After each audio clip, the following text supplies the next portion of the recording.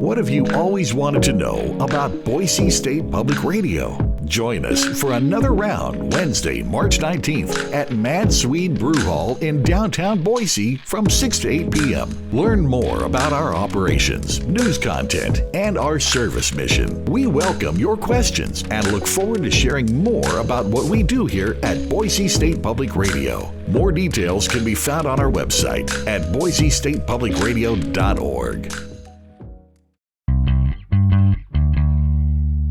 More Idaho Matters now from the studios of Boise State Public Radio News. I'm Gemma Gaudette. Before we begin this next segment, quick note here. Some of the material we're talking about, and then it may be disturbing for some people. For years, ranchers in Eastern Oregon have gone out into the vast rangeland where their cattle graze and found their cows dead and mutilated. Now, this mysterious phenomenon has given rise to rumors of predators, even Satan worshipers, secret government experiments, even aliens. But no one has been able to explain how or why this happens. My own feeling on it is, you look at the universe as a whole and the Earth is just this tiny little speck floating around. I think we'd have to be pretty vain or naive to think that we are the only beings in it. And I'm not saying that is what happened, but I'm saying I'm not going to rule that out either. During a recent resurgence of cattle deaths, a trio of filmmakers decided to take a closer look. They went looking for answers, and they found more than they bargained for. What started out as a search for answers to a decades-old mystery turned into an ode to the ranchers who are clinging to the legacies of the Western cowboy life in contemporary America. So you're here to tell us about their documentary, Not One Drop of Blood, and about how their time living the ranch life changed their outlook. Our directors, Jackson Devereaux and Lachlan Hitton, along with producer Anna King. She is also a senior correspondent for Northwest Public Broadcasting, and it was her NPR story on cattle mutilation that started the project. I want to welcome all of you to the program. Good morning. Thank you for having us. Thanks for having us. So, Anna, let me start with you. Can we begin with the cattle mutilations themselves? Do we know how long this has been going on in Eastern Oregon? Yeah, Gemma, actually, these cattle mutilations can date back to even maybe the 1800s in some instances, but where they really picked up and got a lot of press was in the 1970s. Thousands of cases were reported. There was this kind of panic throughout the West about what was happening. The cases kind of started to dwindle with not a lot of concrete answers, and it kind of became, a myth throughout the West. But then the cattle mutilations actually started resurfacing about the time I started reporting in 2019. Isolated cases, continued to be reported in cases throughout isolated counties throughout Oregon, Washington, and even Idaho. You guys had a case even just several years ago. And there's early cases, that are kind of hard to describe, but the later cases, there's more and more information as the sheriffs and people that are looking into these cases become more able to track them. But still, there's just a lot of mystery here, Gemma. I want to play a clip from the film from a couple of ranchers, so let's take a listen to this. We were just driving around on the other side of the field. Couldn't see any cattle over there at all. And then once we got over here and we saw that bull laying there dead, and it was pretty obvious that he'd been mutilated. Yeah, because you just don't see a perfectly cut circle on the underside of an animal like that. Lachlan, without getting too graphic, what do they see when they find these dead cows? I mean, they all have pretty similar features. Generally, their tongues are removed, their sexual organs are removed. It all seems to be done with what appears to have surgical precision. And there's no blood. There's no blood anywhere in the wounds. There's no blood around the animal. There's no blood dripping down from where these seemingly bizarre cuts have been made. And then in a couple of other cases, as you just heard, even stranger things, one we found did have a perfectly cut circle on the underside of its belly. And a deputy described at another one having substance, something like cooked blood. So there's a lot of weird, and strange elements here that get you wondering what is causing this. But generally, they all have a sort of consistent look when the carcasses are found. Mm. I want to take a look at some of the theories behind the mutilations. So I want to play another clip from the film. So, I mean, I've heard about it since I was a kid. I mean, since I was 10, 12 years old, I've heard about cows out here they claim to have been mutilated between here and Crane. And tell you, I would just think there's got to be, but I don't know. I haven't, like I said, I've never met these Satanistic people. I mean, that's why I kind of said yesterday, when you live out here, you unfortunately witness the good and the bad. And Jackson, I think you're muted. So if you can unmute yourself, Jackson, can I ask you the next question? Because I'm curious about what the ranchers you talk to think is actually happening to their cows. Yeah, I mean, this is one of the more fascinating elements for us is that when you finally make it out here, you hear firsthand from the ranchers what they think it is, you know? And these are very logical thinking people who devote their whole life to keeping livestock alive. Um, a lot of them really think it's people, other people that are doing this act. And other people could be in a lot of forms. And because they haven't found any evidence, it's hard to pinpoint it on any specific group. But that's where the theories start to multiply. You heard in that clip, Satanistic people, whether it's a ritual that they're looking for those specific organs, because we're talking, sexual organs and tongues and blood. There's also whether it's vegans is a theory that comes up, or it seems a bit far-fetched, but a lot of people think it's some kind of weird kind of tradition, some kind of cult-like group that does this for a specific purpose. So people are grasping at the fact that it is a malevolent act. You also talked to quite a few sheriff's deputies and other law enforcement officers. So let's play a clip from one of them. I mean, Sheriff and I, we've milled over ideas, witches, devil worshippers, the cult. I mean, my personal opinion, it's aliens. I don't know how else to explain it. Do I believe in aliens? I don't know. I'd have to see them. I don't believe we're the only, intelligent species in our universe. But unless there's some super secret squirrel black op group out there able to do this stuff,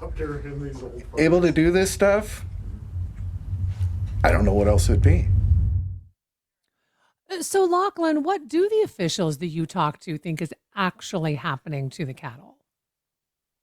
Well, it's very hard for them to tell because they're not really left with a lot of credible evidence from the carcasses. The county that they find them in, Harney County, it's the size of it's about 10,000 square miles. So it takes quite a long time for them to even get out to these cases. And often by the time they do reach them or find them, the cows are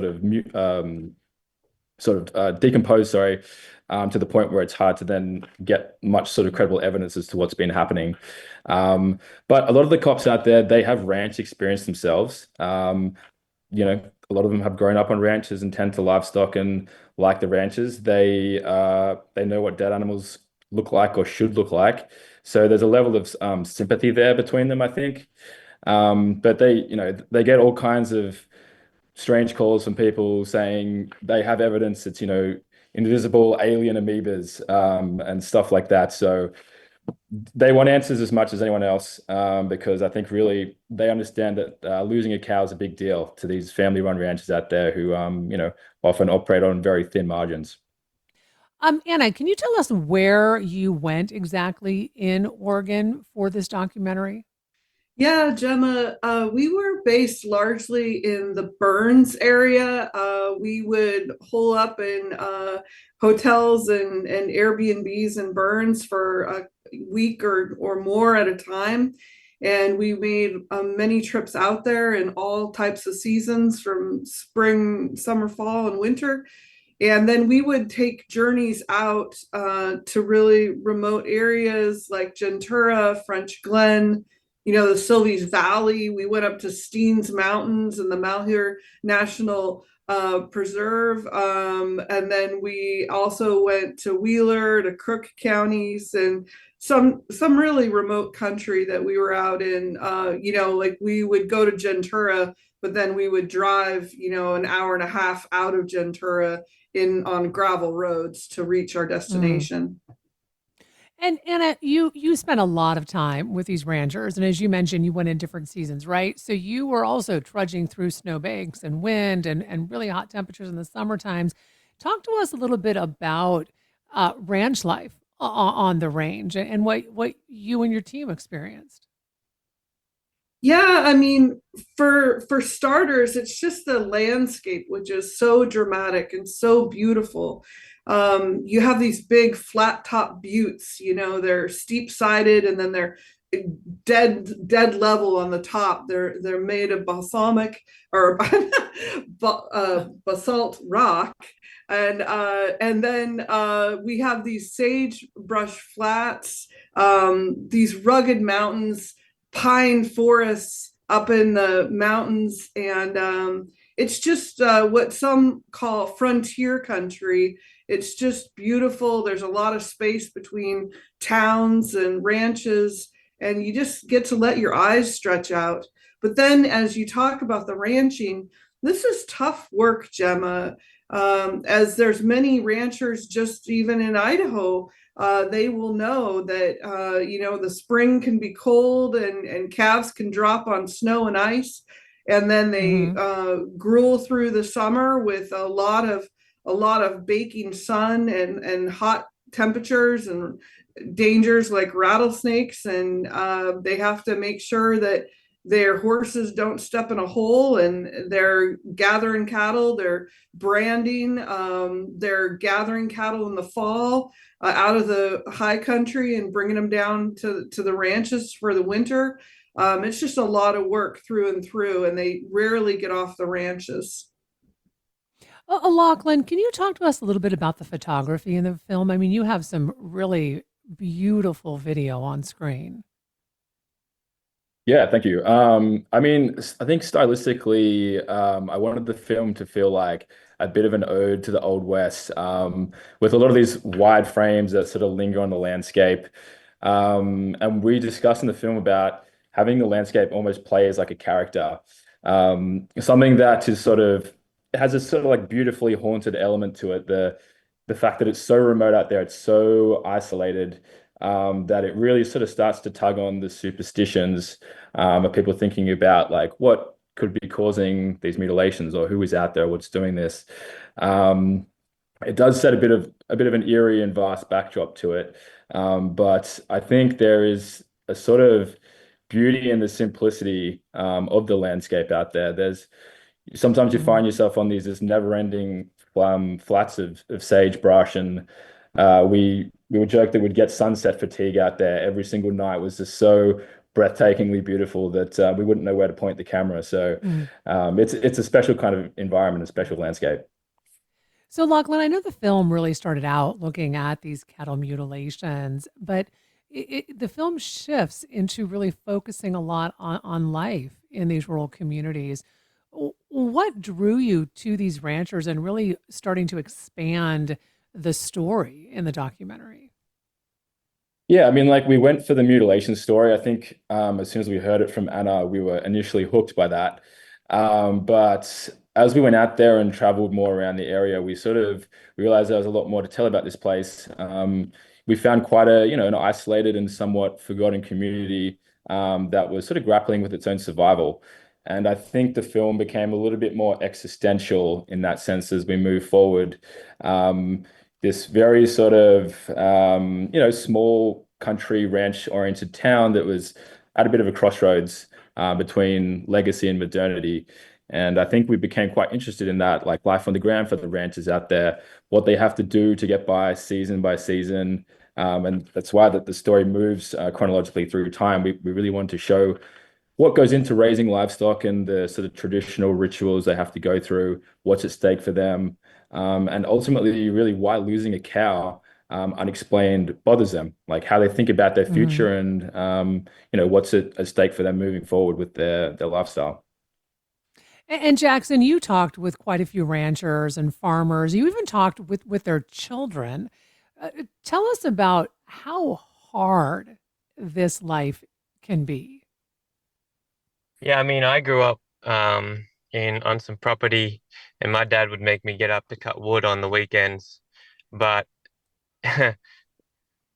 you'll see in the film some of the conditions where you don't have an option but to get out of bed and help your dad put hay Mm. out for the livestock. It's maybe the coldest I've ever been in my life, and they have to do that day in, day out in one of the coldest areas in the country. And these kids get out there and do it, you know, without complaining and just because they have to. And that's the way they're raised. Um, you know, we found such grit that doesn't exist in many parts of the country anymore. And we felt like this might be a time capsule of a piece, you know, to kind of portray people that are still working with their hands and still making a living using their hands because that just feels like it's going to get harder and harder to do as the world kind of gets more automated. And these kids, whether ranchers or, you know, we ended up connecting really well with some of the indigenous youth. They are in this small town with the internet at their fingertips. So we really, you know, wanted to play on that idea of like having a lot of work dauntingly at your doorstep, but also having the whole world and what it offers in your fingertips as well. Yeah. So I want to go back to the cow mutilation part for a minute because these ranchers seem to treat these dead cows as really one more problem that they are having to deal with every day. So let's take a listen to another clip from the film. Things happen, and I guess you just kind of have to roll with the punches, if you will. You know, there's always a lot of variables in cattle ranching and in our way of life anyway. And I think that people like us that are used to that and used to ups and downs and, you know, change, that you just roll with it. You know, life goes on. However, Anna, each dead cow represents a large chunk of money for these ranchers, correct? Yeah, that was Katie Baltzor, and she's a really good cow punch. She can ride like the best of them. She goes up mountains and down mountains, but those animals she's talking about, producing bull at that's like a 5 or 6 year old bull, that would go for anywhere from $6,000 to $12,000 right now and up. Like if it's real purebred and high bloodlines, it would go up from 12,000.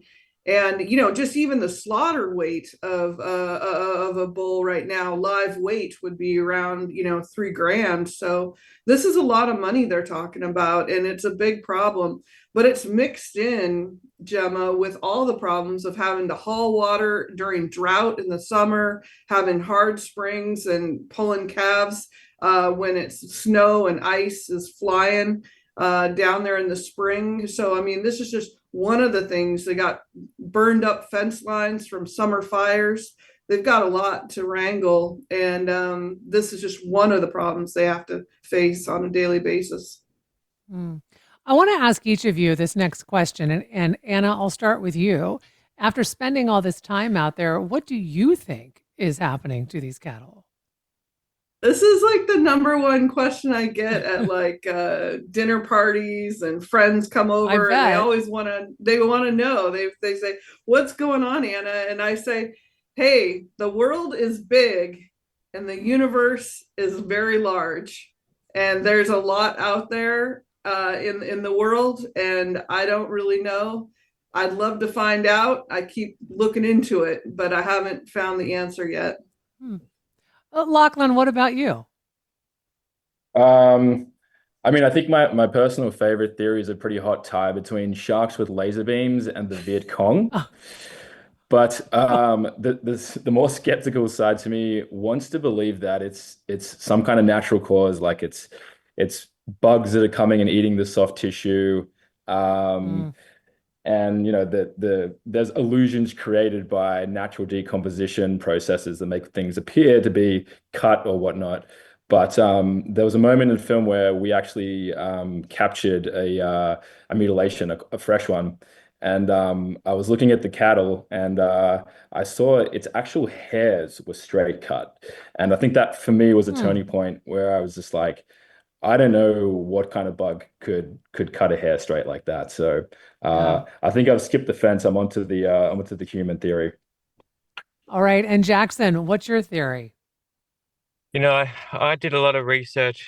I tried to go on the academic side of things. I did find one paper that led me to believe in the bugs theory, but look, there's a lot of doubt that's easily cast on that theory, especially having seen it in person with Lachlan and Anna. It's a strange phenomenon that I would have thought would have been put to rest at this point. But I guess one day I stopped the car after coming back from Joe's cow hut in the middle of the hills in Juntura, and we took a pee in the pitch black, in the complete silence. And that's the first time I was like, I think aliens might actually exist. I mean, anything could exist out in there in that silence. Anna, I have less than 1 minute left. When does the film debut next week? Yeah, so the film debuts at 7 p.m. Friday, March 28th at Flicks downtown in Boise. And it's part of the Treefort Music Festival, and it's part of Film Fort, which is part of Treefort Music Festival. And we will have some of the Burns community out there, sheriffs and ranchers. We'll have a Q&A after the film where people will be able to ask questions and hear some of the behind the scenes action from the film. And it's just been such a pleasure working on this project with Jackson and Lockley. They're just such pros when it comes to film, and it's been so great. And we sure hope Boise comes out to see us. Well, I want to thank you so much for taking time to talk with us. We've been speaking about the new documentary, Not One Drop of Blood, with directors Jackson Devereaux and Lachlan Hinton, along with producer Anna King, who is also a senior correspondent for Northwest Public Broadcasting. The film will debut at Film Fort next week during Treefort in Boise. And that'll do it for this episode of Idaho Matters. Thanks so much for listening. And just a reminder, you can find all of our episodes wherever you get your podcasts.